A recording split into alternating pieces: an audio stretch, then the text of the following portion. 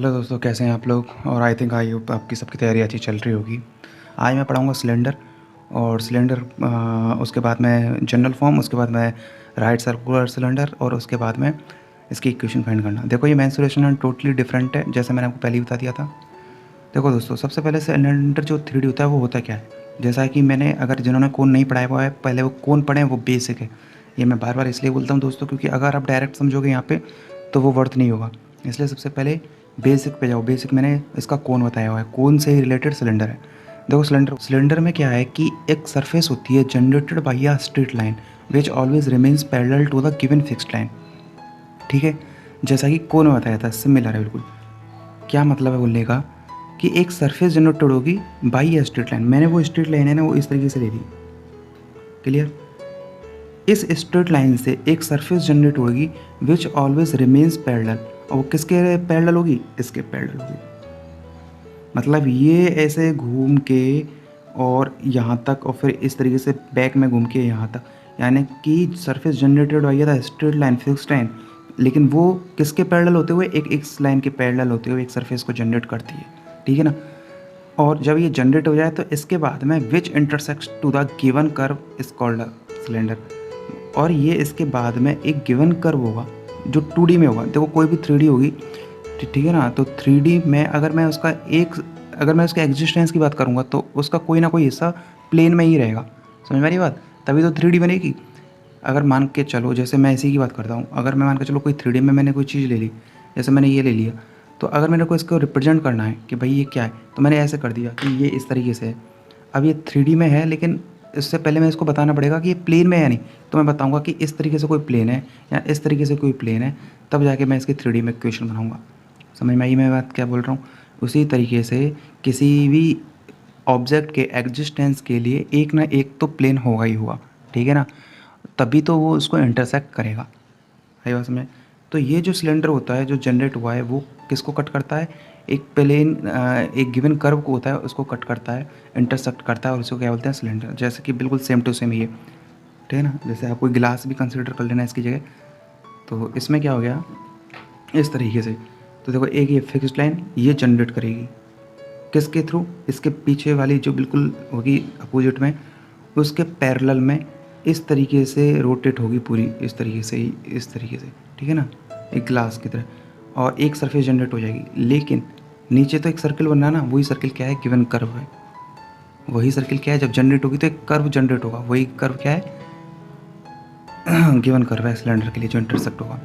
ठीक है, इस तरीके से। तो देखो इस तरीके से ये गिवन कर्व जनरेट होता है। क्लियर है line. This is parallel line, this is straight line. ठीक है, दिस इज गिवन कर्व। और ये मोस्टली किस में होगा, गिवन कर्व 2D में ही होगा। वो इसलिए होगा क्योंकि इसी के बेसिस पर हमको समझना है, इंटरसेक्ट करेगा ना, इसलिए। आप देखो, जो straight line which generate the cylinder is called the generator.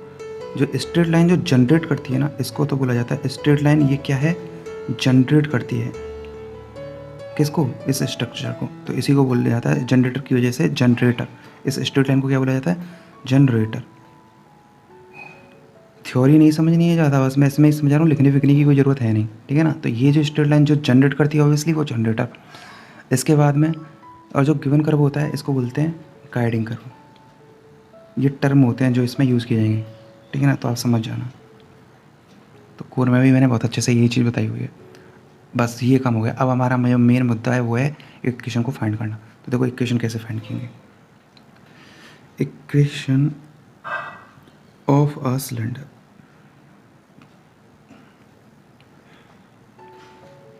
देखो अगर इक्वेशन फाइंड करनी है हमको किसी की सिलेंडर की, ठीक है ना, whose generator intersect the conic. ये जो है ये क्या है, कॉनिक है। समझे, कोई भी कॉनिक हो सकता है, यानी कोई सेकंड डिग्री जो ऑर्डर जो इक्वेशन रहती है सेकंड डिग्री की, तो उसमें ये क्या होगा, एक गिवन कर्व उस वे में दिया होगा। सही है। तो उस कर्व की, उस गाइडिंग कर्व की मैं इक्वेशन यहाँ पे लेके चलता हूँ क्योंकि वो गिवन होगा, इसलिए ए एक्स स्क्वायर। देखो मैं अभी राइट की बात नहीं कर रहा, राइट सर्कुलर सिलेंडर, ये मैं सिंपली क्योंकि ये देखो राइट सर्कुलर में क्या होता है, राइट सर्कुलर कौन में और सिलेंडर में यही होता है जनरल से, ये दोनों इसलिए डिफरेंस होते हैं, इसलिए ये दोनों डिफर होते हैं बिकॉज वहाँ पर थीटा का टर्म आ जाता है, क्योंकि थीटा पर ही वो रोटेट करता है राइट सर्कुलर, और वो थीटा क्या होता है, कांस्टेंट होता है, ठीक है ना। लेकिन सिलेंडर के अगर जनरल की बात करूँ तो जस्ट जनरेट, डजेंट मैटर कि how much should be the angle, it may be anything. तो ए एक्स स्क्वायर प्लस के 2h(x) प्लस के 2g(x) प्लस के 2f(y) प्लस के c=0, सही है। और क्योंकि प्लेन में है, मैंने बताया था गिवन कर्व है, गाइडिंग कर्व है, इंटरसेक्ट करेगा 3D को 2D में, तो मतलब z=0, ये कंप्लीट क्या है, दिया हुआ है, ठीक है ना। ये तो किसकी इक्वेशन हो गई, ये गाइडिंग कर्व की इक्वेशन हो गई, गाइडिंग कर्व इस तरीके से कुछ दिया होगा। इसके बाद एक और चीज़ आपको गिवन होगी, क्या, पैरेलल लाइन, जिसके थ्रू जनरेटर क्या होगा रहेगा, उस पैरेलल लाइन के अराउंड ही जनरेट करेगा। तो वो पैरेलल लाइन की इक्वेशन आपको क्या हो सकती है, x/l और y/m और z/n, LMN क्या हो गए, DRs हो गए। और कोई इसको यार डिसीज़ मत समझ लेना, आपको पता होगा कि मैं DRs क्यों बोल रहा हूँ यहाँ पे, मैंने बहुत बार ये चीज़ बताई हुई है, ये बोलने के पीछे रीज़न क्या है।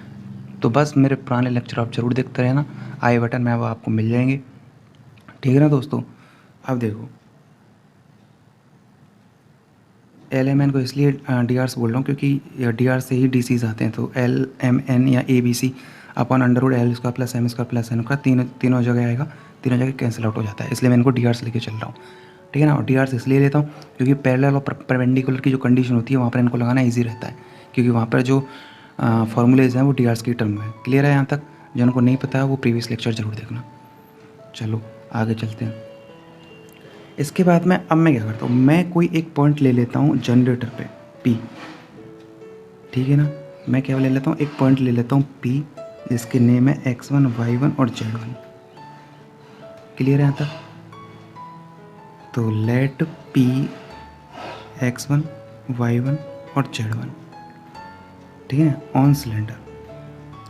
कहाँ पर है ये, सिलेंडर पर है, ठीक है ना। अब इस पॉइंट के थ्रू जो लाइन पास होगी वो एक स्ट्रेट लाइन है, वही किसकी इक्वेशन है, जनरेटर की इक्वेशन है। क्लियर है जी। तो इसी जनरेटर की इक्वेशन क्या करनी है, हमको पहले लिखनी है कि वो क्या होगी, लेकिन आपको पता है, लो मैं लिख देता हूँ। इस जनरेटर की इक्वेशन जो इस पॉइंट से पास होती है वो क्या हो जाएगी, x minus x1 y minus के y1 अपॉन z माइनस के z1 हो गई। क्लियर है यहाँ तक। लेकिन अब नीचे चाहिए DRs, तो DRs क्या होंगे, देखो जो DRs पैरेलल लाइन के होंगे वो किसके हो जाएंगे, इस लाइन के हो जाएंगे। तो पैरेलल लाइन के DRs क्या है, LMN है, तो LMN, ये कंसेप्ट मैंने कराया हुआ है आपको पहले आई थिंक। तो इसके लिए प्रीवियस लेक्चर बेसिक से मेरे ज़रूर देखना, कहने का मतलब ये, ठीक है ना।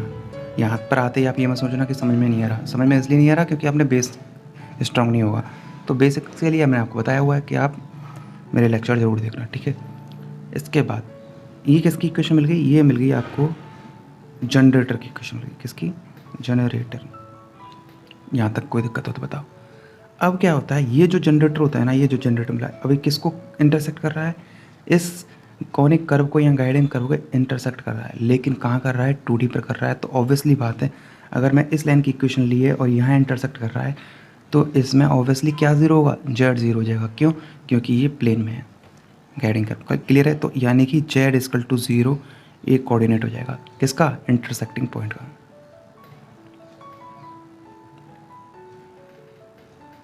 क्लियर है। जब z=0 हो जाएगा तो मैं 0 लिख दूंगा, बोलो कोई दिक्कत हो यहाँ तक, ठीक है ना। तो देखो 0 लिख देता हूँ, तो देखो x माइनस के x1 अपॉन L = जब मैं z=0 पुट कर दूंगा यहाँ पे, ठीक है ना, जब z=0 पुट कर दूंगा तो क्या मिलेगा यहाँ से, माइनस के z1 अपॉन n, एंड एक बार इसको लेके चल रहा हूँ तो y माइनस के y1 अपॉन n = क्या जाएगा, z=0 मतलब माइनस के z1 अपॉन n। बोलो कोई दिक्कत हो तो बताओ, सही है यहाँ तक। चलो, और z=0 आपको क्या हो गया, वो आपको पता चल चुका है। तो z=0 किसका इंटरसेक्टिंग पॉइंट है, ये वाला इंटरसेक्टिंग पॉइंट हमको मिल गया। दो और निकालने, x और y। तो देखो 2 और x और y क्या हो जाएंगे बताओ, 2 हो जाएंगे, x यहाँ से निकल जाएगा, y यहाँ से निकल जाएगा। तो देखो x क्या मिल जाएगा, माइनस के LZ1 upon n plus x1। Clear है। एक y क्या मिल जाएगा यहाँ से, ये एम तो माइनस के M Z1 upon N plus Y1, ये दूसरा हो गया। और तीसरा क्या आ जाएगा Z। बोलो यहाँ तक समझ में आएगी नहीं? तो ये जो तीनों हमको मिल गए, किसके कोऑर्डिनेट मिल गए? इंटरसेक्टिंग पॉइंट मिल गए। अब यहाँ से आगे क्या करना है, ये देखो ये क्या मेथड है, ये ऐसा मत समझना कि मैं एक फॉर्मूला जनरेट कर रहा हूँ। क्वेश्चन इसी तरीके से आएगा कि कौन की सिलेंडर की इक्वेशन बताओ, एक कर्व दे देगा। तो ये प्रोसेस है, ये लेंथ इसलिए हो रहा है क्योंकि ये जनरल फॉर्म बता रहा हूँ आपको। Z=0 करके दे सकता है, Y=0 करके दे सकता है। क्लियर है बात, समझ में जो आ रही है मैं क्या बोल रहा हूँ? तो बस आपको प्रोसेस समझना है, प्रोसेस सीखना है, ठीक है ना। अब क्या करना है, इसके पॉइंट आ गए। अब ये पॉइंट कहाँ सेटिस्फाई करेंगे? इस प्लेन पे सर्फ सेटिस्फाई करेंगे, जो प्लेन है, जो गिवन गाइडिंग कर्व है, इसको क्या करेंगे? सेटिस्फाई करेंगे। क्यों? क्योंकि ये इंटरसेक्टिंग पॉइंट हमको मिल चुके हैं जो कि इस कर्व पे होंगे ही, प्लेन पर होंगे। तो इसमें इसको सेटिस्फाई कर देंगे, मतलब XYZ की वैल्यू को कहाँ पुट कर देंगे? इस इक्वेशन में पुट कर देंगे जो ये गाइडिंग कर्व की होगी। तो जो कॉनिक सेक्शन में हमको दी हुई है क्या? ax² + 2hxy + by² + के 2gx + के 2ay + के c = 0। इसको कहाँ पुट कर देंगे? इसको इन तीनों पॉइंटों को उस इक्वेशन में क्या कर देंगे? पुट कर देंगे। तो देखो करते हैं, दिस इम्प्लाइज, तो a × x², तो x क्या आ जाएगा?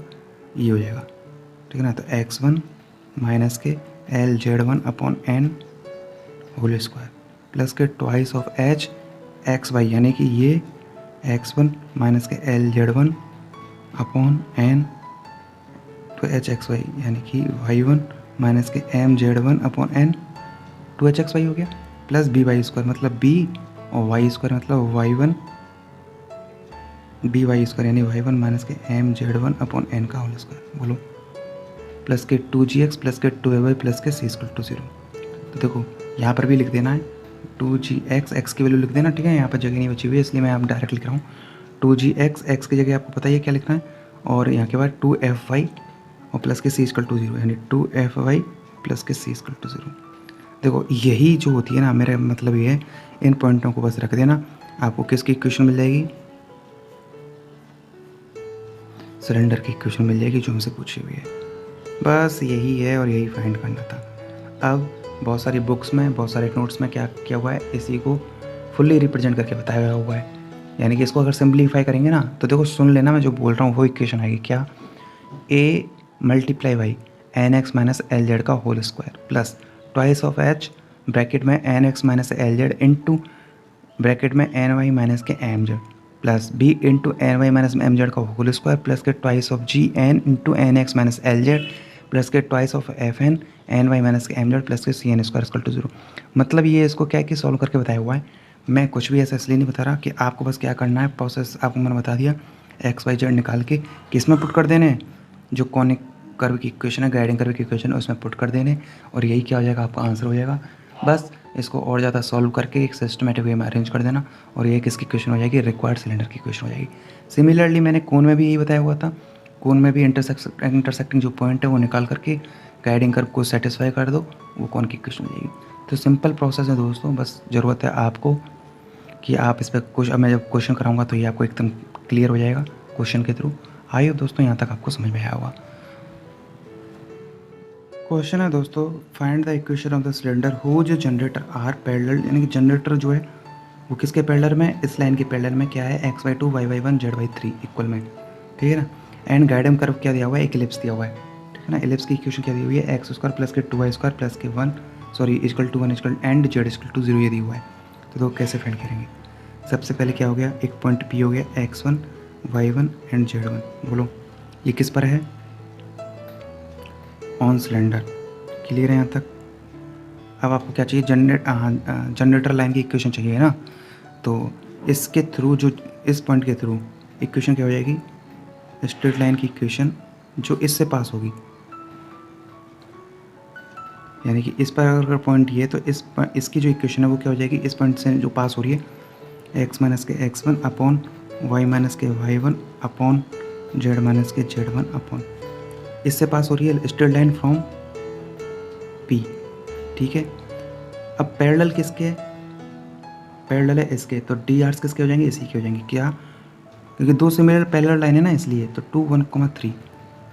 बोलो ये किसकी इक्वेशन आ गई? स्ट्रेट लाइन की इक्वेशन आ गई, यानी जनरेटर की इक्वेशन आ गई। बोलो समझ आएगी नहीं आई? ठीक है ना। ये और ये क्या है, डी आर्स हैं किसके, of parallel line, same for this generator. सही है, कॉस पैरेलल लाइन से। बोलो समझ में आ गई। इस जनरेटर की इक्वेशन में गई कि अब इसके बाद में इसकी इक्वेशन दी हुई है तो हमको इंटरसेक्टिंग पॉइंट निकालना है। ये क्या निकालना है, इंटरसेक्टिंग पॉइंट। यही है इंपॉर्टेंट, क्योंकि ये पॉइंट निकालने के बाद में इनको किस में रख देना है, गाइडिंग कर्व में रख देना है, जो आपको गिलिप्स दिया हुआ है। सही है, तो चलो अब इस इंटरसेक्टिंग पॉइंट को निकालते हैं। तो ये प्लेन में है इसलिए z इक्वल टू 0। सिंस क्यों ऐसा क्यों है, कॉज पता ही है यार, क्योंकि ये 0 इसलिए होगा क्योंकि गाइडिंग कर्व देखो यहाँ पर दिया भी हुआ है इन्होंने, यार मेरे को बताने की जरूरत नहीं है। चलिए गिवन, ठीक है, इन प्लेन की बात कर सकते हैं। तो z इक्वल टू अगर इसमें 0 कर दूंगा तो देखो x क्या मिल जाएगा, यहाँ से यहाँ लिख देता हूँ एक बार, x माइनस के x1 upon 2 equal to minus के z1/3। सही है यहाँ तक।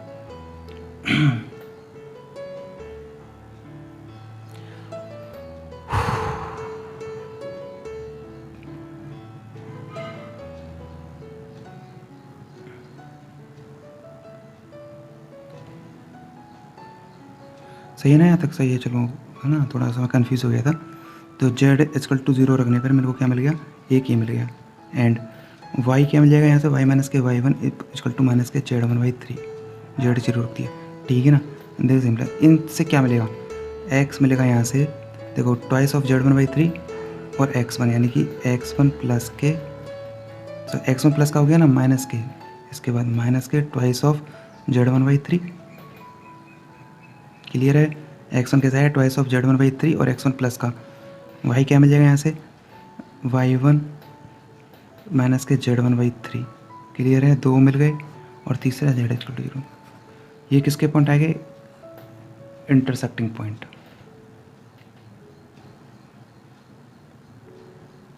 ठीक है ना, इंटरसेक्टिंग पॉइंट। और ये इंटरसेक्टिंग पॉइंट किसको सेटिस्फाई करेंगे, यहाँ लिख भी देता हूँ, intersecting point satisfy guiding curve equation. सही है, इंटरसेक्टिंग पॉइंट सेटिस्फाई करेंगे किसको, guiding curve equation. Guiding curve equation क्या है, एक्स स्क्वायर प्लस के 2y स्क्वायर इक्वल टू 1। सही है तक। अब देखो इनमें रख दूँ, एक्स की जगह क्या रख देंगे, x1 माइनस के ट्वाइस ऑफ z1/3 का whole square plus twice of y का स्क्वायर मतलब y1 माइनस के z1/3 का होल स्क्वायर इक्वल टू 1। बोलो यहाँ तक चीज़ें समझ में आई कि नहीं आई। बस दोस्तों हो गया क्वेश्चन। अब क्या है, 3 दोनों तरफ से कॉमन है तो डायरेक्ट मल्टीप्लाई कर देते हैं। तो देखो 3x1 माइनस के ट्वाइस ऑफ z1 का होल स्क्वायर, नीचे 3 का whole square plus twice of y1 3y1 minus के z1 का होल स्क्वायर अपॉन 3 का होल स्क्वायर, और 3 का होल स्क्वायर दोनों तरफ से जो कॉमन आया वो इधर यानी 9। सही है यहाँ तक। चलो आगे इसको सॉल्व करते हैं। इसके बाद देखो दोस्तों ये हो जाएगा, इतना करने के बाद में जब ये हो गया तो अब देखो locus of the point P, ये जो अब रिजल्ट निकल के आएगा ना वो क्या आएगा, locus of the point P निकल के आएगा।